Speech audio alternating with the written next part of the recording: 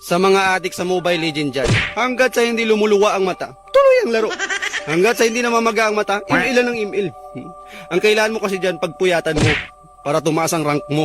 Di ba? Laruan mo ng Mobile Legends mga 1 week, walang tulog-tulog, panigurado mythic ka na rin. Tapos anime ka na rin. Yung dugo mo, kalimitan puti na. Pati yung mata mo magiging puti na rin yan. Pagkagising sa umaga, email agad.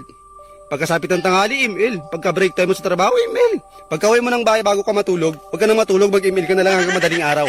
Ha? Para puyat na puyat ka. Para maga na maga yung mata mo talaga. At least, hindi man tumaas yung rank mo, tumaas naman yung ano mo, yung eyebag mo. Dapat kasi niyan, nakafocus ka lang sa Mobile Legend. Kahit na may trabaho ka, mag-Mobile Legend ka pa rin. Para tanggalin ka na sa trabaho mo. Ha? Yung iba nga kapag naglaro ng Mobile Legend, talagang may kasamang puso . Kahit na inaaway na ng asawa, tuloy pa rin ang laro. Anong asawa-asawa? Mobile Legend to, asawa ka lang. Oh, marami akong kilalang ganyan. Mobile lang ng mobile hanggang madaling araw. Tuloy-tuloy ang laro.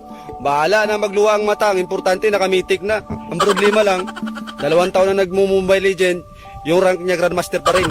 Para tumaas ang rank mo dyan, makapag-mythic ka agad, pursigido ka dapat. Kahit na may inuutos sa'yo, huwag mo sundin, mag-Mobile Legend ka na lang. Mag-Mobile Legend, kahit na pinapasain ka, wag. Magugas ka ng plato, wag, mag-Mobile Legend ka na lang. Tapos magkain ka yan. Kain ka na lang, tapos huwag ka na magugas ng plato. Yung kaibigan ko nga talagang pinagpursigihan niya. Nakaabot siya ng mythic na siya ngayon, pero yung tsura niya, hindi na may tsurahan talaga. Mythic-tic na rin yung tsura niya.